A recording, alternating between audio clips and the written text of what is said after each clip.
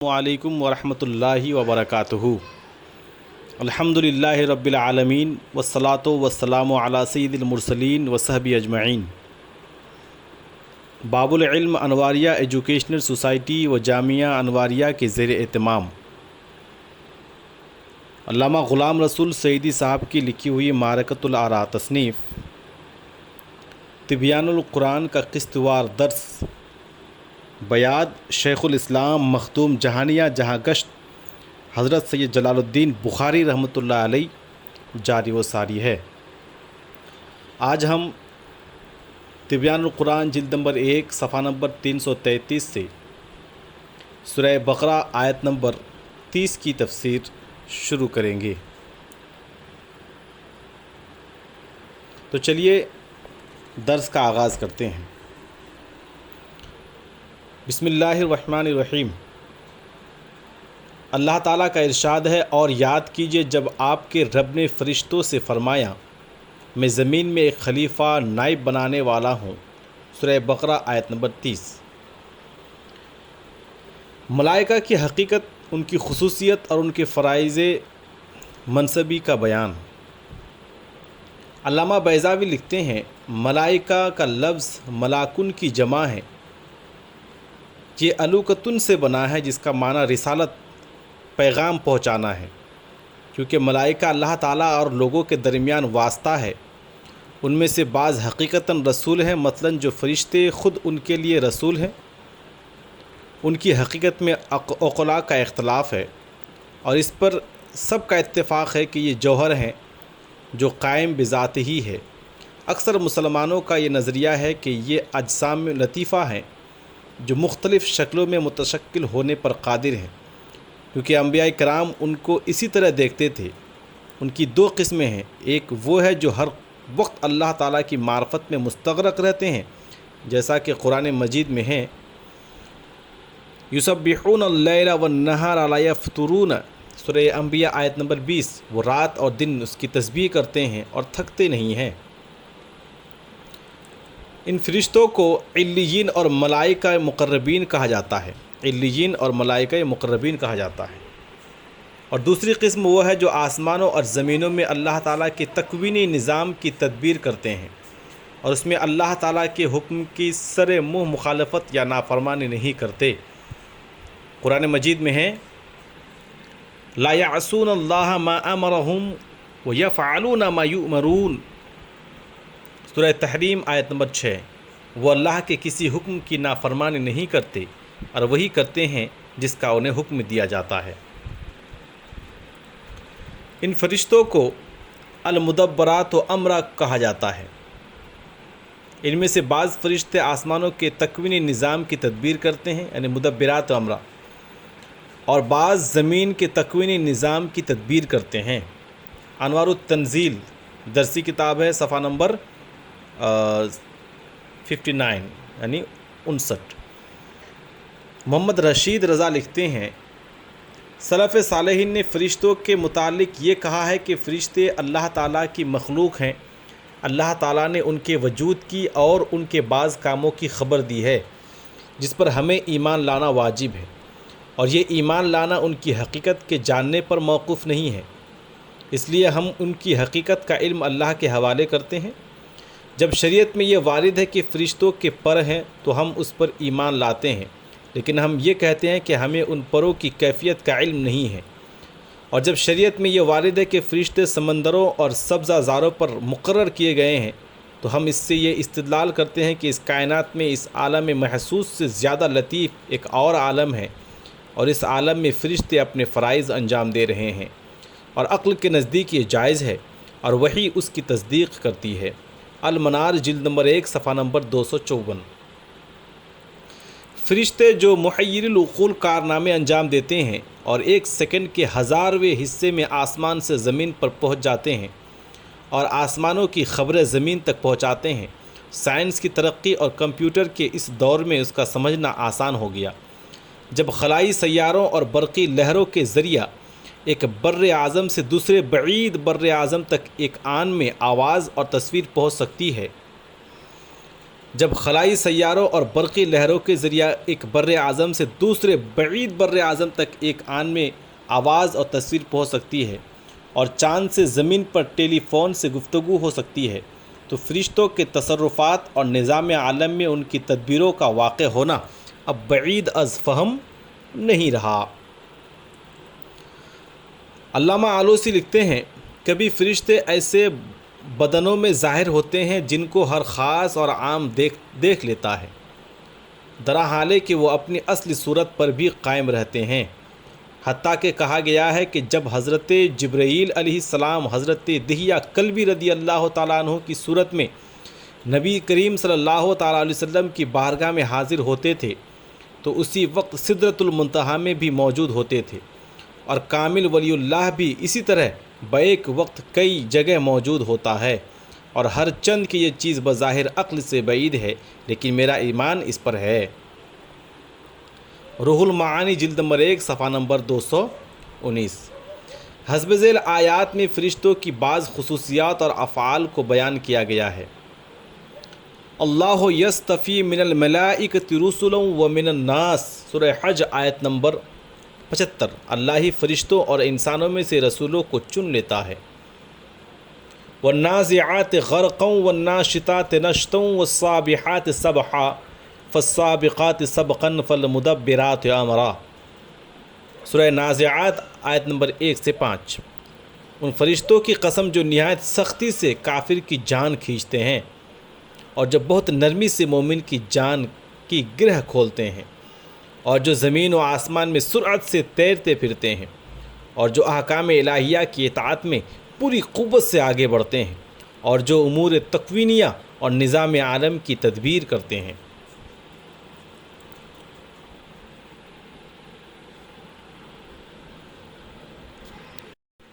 فالمقسمات امرا، سورہ زاریات، اور قسم ہے ان فرشتوں کی جو کام تقسیم کرنے والے ہیں۔ ان الذین قالوا ربنا اللہ ثم استقاموا تتنزل علیہم الملائکۃ الا تخافوا ولا تحزنوا وابشروا بالجنۃ التی کنتم توعدون، حامیم السجدہ آیت نمبر 30۔ بے شک جن لوگوں نے کہا کہ ہمارا رب اللہ ہے، پھر وہ اس پر مضبوطی سے قائم رہے، ان پر فرشتے نازل ہوتے ہیں کہ خوف اور غم نہ کرو، اور اس جنت کے ساتھ خوش ہو جاؤ جس کا تم سے وعدہ کیا جاتا تھا۔ وَرُسُلُنَا لَدَيْهِمْ يَكْتُبُونَ، وَرُسُلُنَا لَدَيْهِمْ يَكْتُبُونَ، سورہ زخرف آیت نمبر 80، اور ہمارے فرشتے ان کے پاس لکھ رہے ہیں۔ وَإِنَّا عَلَيْكُمْ لَحَافِظِينَ كِرَامًا كَاتِبِينَ يَعْلَمُونَ مَا تَفْعَلُونَ، سورہ الانفطار 10-12۔ اور بے شک ضرور تم پر نگہبان مقرر ہیں، معزز فرشتے لکھنے والے، اور جانتے ہیں جو کچھ تم کرتے ہو۔ خلیفہ کی تعریف اور اس کی اقسام۔ خلیفہ نائب یا قائم مقام کو کہتے ہیں۔ جب اصل شخص خود کار حکومت انجام نہ دے سکے تو اس کا خلیفہ مقرر کیا جاتا ہے۔ مثلاً اصل شخص کہیں چلا جائے تو عارضی طور پر اس کی جگہ کام کرنے کے لیے خلیفہ مقرر کرتے ہیں، یا اصل شخص فوت ہو جائے تو اس کی جگہ خلیفہ مقرر کیا جاتا ہے۔ اللہ تعالیٰ کہیں جانے یا فوت ہونے سے پاک ہے، تو پھر اس کو خلیفہ کی کیا ضرورت تھی؟ اس کا جواب یہ ہے کہ اللہ تعالیٰ کو خلیفہ کی ضرورت نہ تھی، بلکہ بندوں کو ضرورت تھی، کیونکہ انسان اپنی مادی کثافت اور عدم قرب کے حجابات کی وجہ سے اللہ تعالیٰ سے براہ راست فیض حاصل نہیں کر سکتا تھا، اور اس سے احکام و اصول نہیں کر سکتا تھا۔ اس لیے اللہ تعالیٰ نے اپنے اور انسانوں کے درمیان ایک خلیفہ بنایا، اور اس کا نام نبی اور رسول رکھا، اور انبیاء علیہم السلام کو ایسی صلاحیت اور استعداد عطا فرمائیں کہ وہ فرشتوں کے واسطے سے یا بلا واسطہ اللہ تعالیٰ سے احکام حاصل کر سکیں۔ عام انبیاء اور مرسلین کی طرف فرشتے بھیجے جاتے ہیں، اور مقربین سے اللہ تعالیٰ خود بھی کلام فرماتا ہے، جیسے حضرت موسیٰ علیہ السلام سے اللہ تعالیٰ نے میقات میں کلام فرمایا، اور ہمارے نبی حضرت سیدنا محمد صلی اللہ تعالیٰ علیہ وآلہ وسلم سے شب معراج کلام فرمایا۔ خلیفہ کا ایک معنی یہ ہے جو اللہ کا نائب ہو اور اس کا خلیفہ ہو، اور اللہ سے احکام حاصل کر کے بندوں تک پہنچائے۔ یہ معنی نبی اور رسول کے مترادف ہے۔ خلیفہ کا دوسرا معنی یہ ہے کہ جو نبی اور رسول کا نائب اور اس کا خلیفہ ہو اور نبی کی بیان کی ہوئی شریعت کو لوگوں پر نافذ کرے اور منہاج نبوت پر حکومت چلائے۔ قرآن مجید میں ہیں وعد اللہ الذین آمنوا منکم وعملوا الصالحات لیستخلفنہم فی الارض کما استخلف الذین من قبلہم، سورہ نور آیت نمبر 55۔ تم میں سے جو لوگ ایمان لائے ہیں اور انہوں نے نیک عمل کیے، ان سے اللہ تعالیٰ نے یہ وعدہ فرما لیا ہے کہ وہ ان کو ضرور بضرور زمین میں خلیفہ بنائے گا، جس طرح ان سے پہلے لوگوں کو خلیفہ بنایا تھا۔ اس آیت میں خلیفہ کا یہی دوسرا معنی مراد ہے۔ اس معنی میں خلیفہ کے تقرر میں اہل سنت اور اہل تشیع کا اختلاف ہے۔ شیعہ علماء کے نزدیک خلیفہ کے تقرر کے لیے نبی اور رسول کی نص سے صریح ضروری ہے، جبکہ اہل سنت کے نزدیک نص اہل اجتہاد کے اجماع اور ارباب حل و عقد کے انتخاب سے خلیفہ کا تقرر کرنا جائز ہے۔ خلاصہ یہ ہے کہ خلیفۃ اللہ صرف اللہ کا نبی ہوتا ہے اور خلیفہ رسول لوگوں کے مقرر کرنے سے مقرر ہوتا ہے۔ آیت مذکورہ میں خلیفہ کے مصداق کا بیان۔ اس آیت میں خلیفہ سے مراد حضرت آدم علیہ السلام ہیں یا حضرت آدم اور ان کی اولاد مراد ہیں، کیونکہ حضرت آدم اللہ کے خلیفہ تھے اور ان کے بعد آنے والی ان کی اولاد لغوی معنی کے اعتبار سے ان کی خلیفہ تھی، یعنی بعد میں آنے والے۔ اللہ تعالیٰ نے اپنے نائب کے لیے 4 الفاظ استعمال فرمائے ہیں۔ اس آیت میں خلیفہ فرمایا اور اس کے بعد اسی آیت میں اس کو آدم فرمایا۔ وَعَلَّمَ آدَمَ الْأَسْمَاءَ كُلَّهَا سورہ بقرہ آیت نمبر 30۔ اور اللہ نے آدم کو سب چیزوں کے نام سکھا دیے۔ اس کو بشر سے تعبیر فرمایا، انی خالق بشرا من الطین، یعنی من تین، صفحہ نمبر 71۔ جب آپ کے رب نے فرشتوں سے فرمایا میں مٹی سے بشر بنانے والا ہوں، اس کو انسان بھی فرمایا، وَلَقَدْ خَلَقْنَا الْإِنسَانَ مِنْ صَلْصَالٍ مِنْ حَمَإٍ مَسْنُونٍ، سورہ حجر میں ہے۔ اور بے شک ہم نے انسان کو بجنے والی سیاہ مٹی سے پیدا کیا۔ اللہ تعالیٰ کے نائب ہونے کے اعتبار سے آپ کو خلیفہ فرمایا، گندمی رنگ کی وجہ سے آدم فرمایا، جسم کی ظاہری وضع، چہرے، مہرے اور کھال کی ساخت کے اعتبار سے بشر فرمایا، اور حقیقت اور ماہیت کے اعتبار سے انسان فرمایا۔ اللہ تعالیٰ کی طرف مشورہ کی نسبت کا شرعی حکم۔ اللہ تعالیٰ نے فرشتوں سے جو فرمایا تھا میں زمین میں خلیفہ بنانے والا ہوں، یہ فرشتوں سے مشورہ نہیں تھا، کیونکہ مشورہ کا معنی ہے کسی شخص کا دوسرے شخص کی طرف رجوع کر کے ایک رائے کو حاصل کرنا۔ علامہ حسین ابن محمد راغب اصفہانی متوفی 506 المفردات صفحہ نمبر 270 میں لکھتے ہیں، اور اللہ تعالیٰ اپنے کام میں کسی کی رائے حاصل کرنے سے پاک اور بری ہے، بلکہ اللہ تعالیٰ نے فرشتوں کو اپنی تخلیق کی پیشگی خبر دی تھی تاکہ فرشتے اس خبر پر اپنے رائے کا اظہار کریں، اور اللہ تعالیٰ ان کی رائے کے متعلق اپنا حکم اور اپنی نعمتوں کو بیان فرمائیں۔ اس لیے علامہ بیضاوی کا اس آیت کو مشورہ کی تعلیم پر محمول کرنا صحیح نہیں ہے۔ اللہ تعالیٰ کا ارشاد ہے، فرشتوں نے کہا کیا آپ ایسے شخص کو نائب بنائیں گے جو زمین میں فساد اور خون ریزی کرے گا؟ حالانکہ ہم آپ کی حمد کے ساتھ تسبیح کرتے ہیں اور آپ کی پاکیزگی بیان کرتے ہیں۔ فرمایا بے شک میں ان چیزوں کو جانتا ہوں جن کو تم نہیں جانتے، سورہ بقرہ آیت نمبر 30۔ حضرت آدم کے خلیفہ بنانے پر فرشتوں کے سوال کرنے کا محمل۔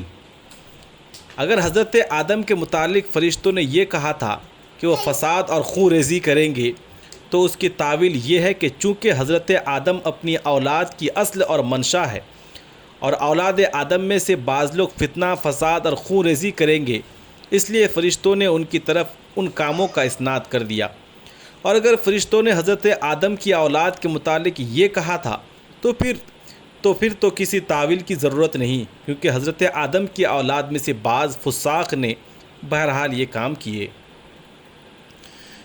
فرشتوں کا یہ قول اللہ تعالیٰ کی اس خبر یا اطلاع پر اعتراض یا انکار اور بنو آدم کی غیبت نہیں ہے، بنو آدم کی غیبت نہیں ہے کیونکہ فرشتے معصوم ہیں، بلکہ اس پر اظہار تعجب ہے کہ زمین کی آباد کاری اور اصلاح کے لیے فسادیوں اور خوریزیوں کو خلیفہ بنایا جائے گا یا فرشتوں جیسے اطاعت گزاروں کو چھوڑ کر نافرمانوں کو خلیفہ بنایا جائے گا، یا فرشتے اس سوال کے ذریعے اس حکمت کو جاننا چاہتے تھے جس کی بنا پر ان مفسدوں کے فساد سے صرف نظر کر کے ان کو خلیفہ بنایا جائے گا۔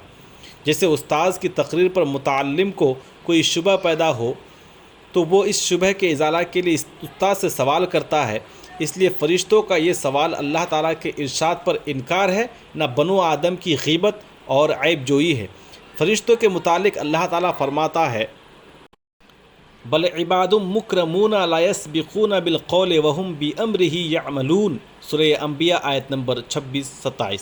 بلکہ وہ فرشتے عزت والے بندے ہیں، کسی بات میں اس سے سبقت نہیں کرتے اور وہ اسی کے حکم کے مطابق عمل کرتے ہیں۔ باقی رہا یہ کہ فرشتوں کو کیسے علم ہوا کہ بعض بنو آدم فساد اور خوریزی کریں گے؟ اس کا جواب یہ ہے کہ اللہ تعالیٰ نے ان کو اس سے مطلع فرمایا تھا، یا انہوں نے لوح محفوظ میں صرف اتنا مطالعہ کر لیا تھا کہ بنو آدم فساد کریں گے، اور بنو آدم کے شرف اور فضیلت کے مطالعہ سے ان کو روک دیا گیا تھا، کیونکہ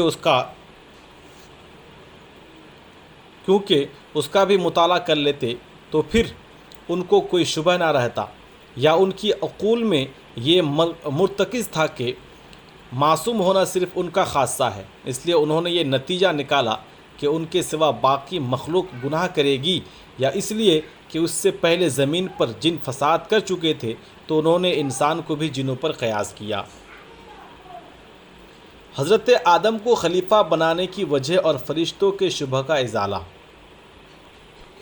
فرشتوں نے جو کہا، ہم تیری تسبیح، حمد اور تقدیس کرتے ہیں، اس سے خود ستائی، خود نمائی، عجب اور تفاخر مقصود نہیں ہے، بلکہ وہ یہ جاننا چاہتے تھے کہ جس کو خلیفہ بنایا گیا ہے اس میں 3 قوتیں ہیں، قوت شہوانیہ، قوت غضبیہ اور قوت عقلیہ۔ پہلی 2 قوتوں کے لحاظ سے وہ فتنہ اور فساد کرے گا، اور ان 2 قوتوں کے اعتبار سے تو اس کو پیدا ہی نہیں کرنا چاہیے جائے کہ اس کو خلیفہ بنایا جائے۔ اور رہی قوت عقلیہ تو وہ فرشتوں کو بھی حاصل ہے، اور ان کو اس لیے ترجیح ہے کہ ان میں شہوت اور غضب نہیں ہے۔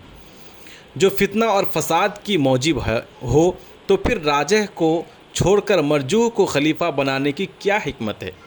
اور اس میں حکمت یہ تھی کہ شہوت کو جب اعتدال میں رکھا جائے تو وہ قابل تعریف صفت ہے جس کو عفت کہتے ہیں، اور غضب کو جب اعتدال میں رکھا جائے تو وہ بھی قابل ستائش وصف ہے اور اس کو شجاعت کہتے ہیں۔ اور جب ان 2 قابل تعریف وصفوں کے ساتھ قوت عقلیہ بھی ہو تو ان قوتوں کا حامل اس سے یقیناً افضل ہے جو صرف قوت عقلیہ کا حامل ہو۔ اور اسی کی طرف اللہ تعالیٰ نے اپنے قول میں اجمالی اشارہ فرمایا، بے شک میں ان چیزوں کو جانتا ہوں جن کو تم نہیں جانتے۔ اور اگر یہ سوال ہو کہ بنو آدم میں نیک اور صالح افراد کم ہیں اور شریر اور فاسق زیادہ ہے، اس وجہ سے بنو آدم کو پیدا نہیں کرنا چاہیے تھا، تو اس کا جواب یہ ہے کہ نیک اور صالح افراد میں خیر کثیر ہے، اور فاسق اور فاجر افراد اگرچہ زیادہ ہے، لیکن نیک اور صالح افراد کی خیر کی عظمت اور شرف کے مقابلہ میں ان کا شر قلیل ہے، اور شر قلیل کی وجہ سے خیر کثیر کو ترک نہیں کیا جاتا۔ اس لیے اللہ تعالیٰ کی حکمت کا تقاضا یہ تھا کہ جن میں خیر غالب ہے ان کو پیدا کیا جائے۔ پھر اللہ تعالیٰ نے فرشتوں پر حضرت آدم کی فضیلت علمی بیان کی اور یہ ظاہر فرمایا کہ خلیفہ بننے کے اہل حضرت آدم ہی ہیں، نہ کہ فرشتے۔ اللہ تعالیٰ کا ارشاد ہے، اور اللہ نے آدم کو سب چیزوں کے نام سکھا دیے، پھر ان چیزوں کو فرشتوں پر پیش کر کے فرمایا، اگر تم سچے ہو تو مجھے ان چیزوں کے نام بتاؤ۔ سورہ بقرہ آیت نمبر 31۔ آدم کی لفظی تحقیق اور حضرت آدم کی تخلیق کے مراحل۔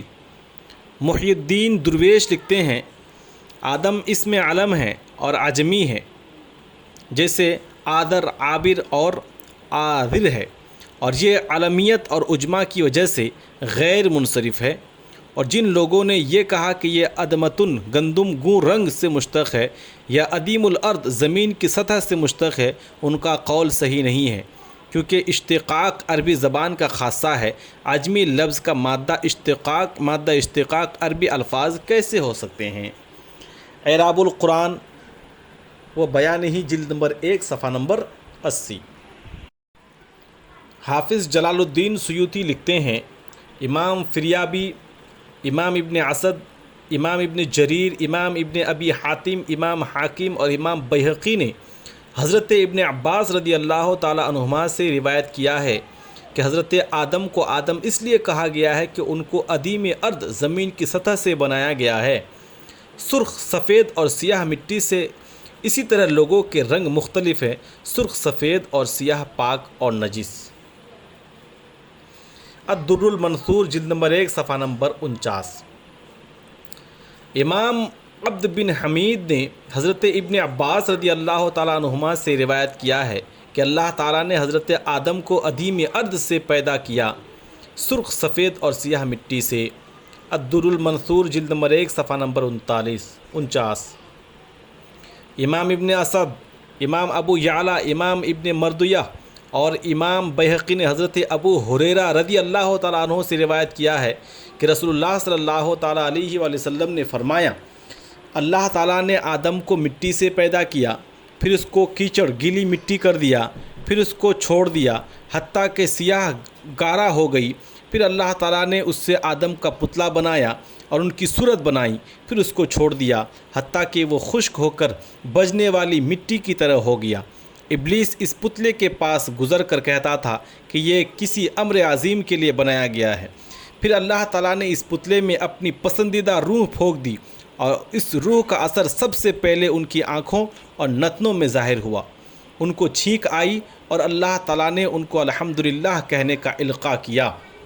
انہوں نے الحمدللہ کہا اور اللہ تعالیٰ نے فرمایا یرحمک اللہ۔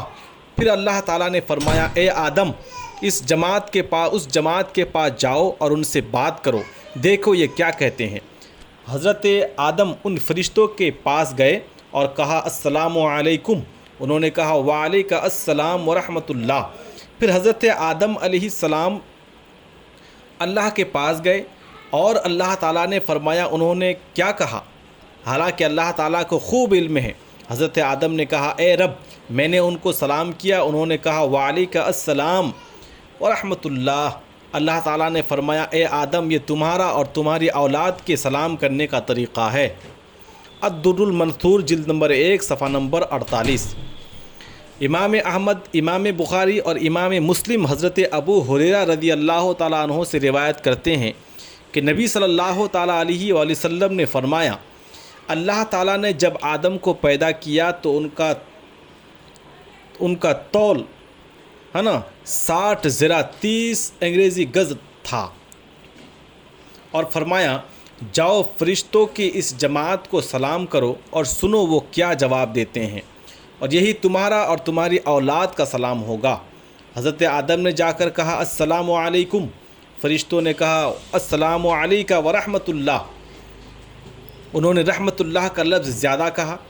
سو جو شخص بھی آدم کی صورت پر جنت میں داخل ہوگا اس کا طول 60 ذرا ہوگا، پھر یہ طول بتدریج کم ہوتا رہا حتیٰ کہ اب اتنا طول رہ گیا، یعنی لمبائی۔ الدر المنثور جلد نمبر 1 صفحہ نمبر 48۔ حضرت آدم کو تمام اسماء کی تعلیم کا بیان۔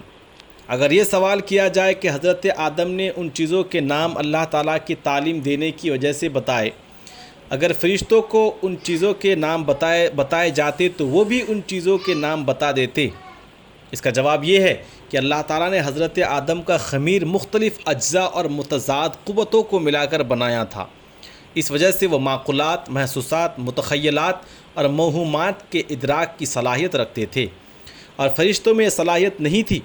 اللہ تعالیٰ نے حضرت آدم کو اشیاء کے حقائق، خواص، اسماء، علوم کے قواعد اور مختلف صنعتوں کے قوانین تعلیم فرمائے، پھر فرشتوں کو عاجز کرنے اور اہلیت خلافت سے ان کے عز کو ظاہر کرنے کے لیے ان کو حکم دیا کہ ان چیزوں کے نام بتاؤ اگر تم اس دعویٰ میں سچے ہو کہ معصوم ہونے کی وجہ سے صرف تم خلافت کے اہل ہو۔ ہر چند کے فرشتوں نے صراحتاً یہ دعویٰ نہیں کیا تھا، لیکن ان کے کلام سے یہ دعویٰ متشرع ہوتا تھا، یعنی ظاہر ہوتا تھا۔ بسم اللہ الرحمن الرحیم۔ وَإِذْ قُلْنَا لِلْمَلَائِكَةِ اسْجُدُوا لِآدَمَ فَسَجَدُوا إِلَّا إِبْلِيسَ أَبَى وَاسْتَكْبَرَ وَكَانَ مِنَ الْكَافِرِينَ وَقُلْنَا يَا آدَمُ اسْكُنْ أَنْتَ وَزَوْجُكَ الْجَنَّةَ وَكُلَا مِنْهَا رَغَدًا حَيْثُ شِئْتُمَا وَلَا تَقْرَبَا هَٰذِهِ الشَّجَرَةَ فَتَكُونَا مِنَ الظَّالِمِينَ فَأَزَلَّهُمَا الشَّيْطَانُ عَنْهَا فَأَخْرَجَهُمَا مِمَّا كَانَ فِيهِ وَقُلْنَا اهْبِطُوا بَعْضُكُمْ لِبَعْضٍ عَدُوٌّ وَلَكُمْ فِي الْأَرْضِ مُسْتَقَرٌّ وَمَتَاعٌ إِلَىٰ حِينٍ فَتَلَقَّىٰ آدَمُ مِن رَّبِّهِ كَلِمَاتٍ فَتَابَ عَلَيْهِ إِنَّهُ هُوَ التَّوَّابُ الرَّحِيمُ قُلْنَا اهْبِطُوا مِنْهَا جَمِيعًا فَإِمَّا يَأْتِيَنَّكُم مِّنِّي هُدًى فَمَن تَبِعَ هُدَايَ فَلَا خَوْفٌ عَلَيْهِمْ وَلَا هُمْ يَحْزَنُونَ وَالَّذِينَ كَفَرُوا وَكَذَّبُوا بِآيَاتِنَا أُولَٰئِكَ أَصْحَابُ النَّارِ هُمْ فِيهَا خَالِدُونَ۔ ترجمہ: اور جب ہم نے فرشتوں سے فرمایا آدم کو سجدہ کرو تو ابلیس کے سوا سب فرشتوں نے سجدہ کیا، اس نے انکار کیا اور تکبر کیا اور کافر ہو گیا۔ اور ہم نے فرمایا اے آدم، تم اور تمہاری بیوی جنت میں رہو اور اس جنت میں سے جہاں سے چاہو خوب کھاؤ، اور اس درخت کے قریب نہ جانا ورنہ تم حد سے بڑھنے والوں میں شمار ہوگے۔ پس شیطان نے انہیں اس درخت کے ذریعہ لغزش میں مبتلا کیا اور جہاں وہ رہتے تھے وہاں سے ان کو نکال دیا۔ ہم نے فرمایا تم سب نیچے اترو، تم میں سے بعض کے دشمن ہوں گے اور تمہارے لیے زمین میں ایک وقت مقرر تک ٹھکانا اور فائدہ اٹھانا ہے۔ پھر آدم نے اپنے رب سے چند کلمات سیکھ لیے تو اللہ تعالیٰ نے ان کی توبہ قبول فرمائی، بے شک وہی بہت توبہ قبول کرنے والا بے حد رحم فرمانے والا ہے۔ ہم نے فرمایا تم سب جنت سے اتر جاؤ، پھر اگر تمہارے پاس میری طرف سے کوئی ہدایت آئی تو جس نے میری ہدایت کی پیروی کی تو انہیں کوئی ڈر ہوگا اور نہ وہ غمگین ہوں گے، اور جن لوگوں نے کفر کیا اور ہماری آیات کی تکذیب کی وہی لوگ دوزخی ہیں اور ہمیشہ اس دوزخ میں رہیں گے۔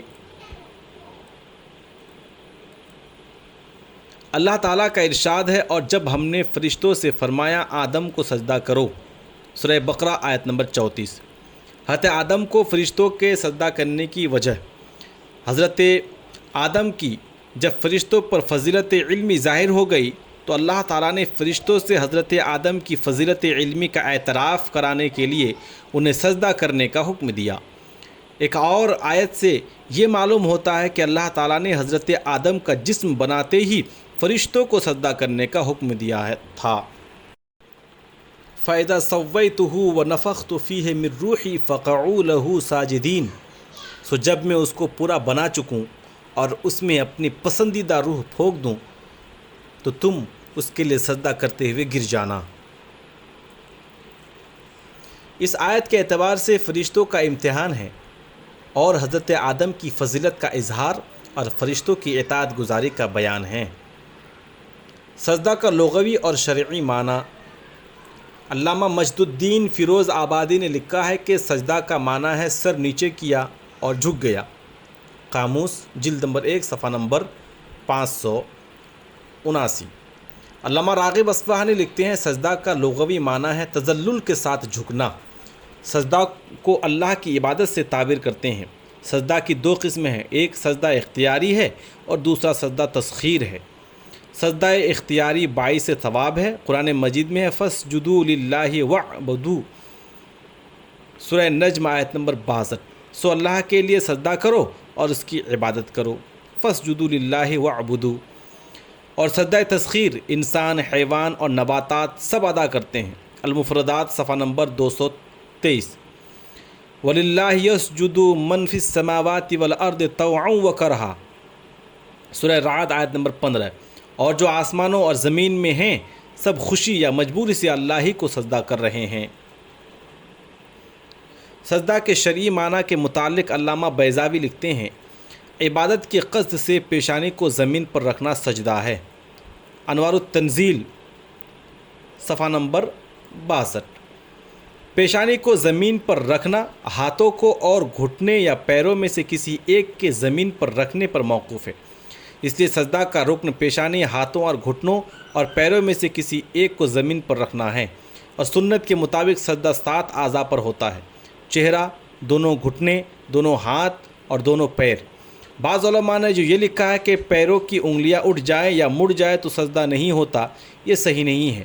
اس کی پوری تفصیل اور تحقیق شرح مسلم جلد اول میں بیان کی گئی ہے۔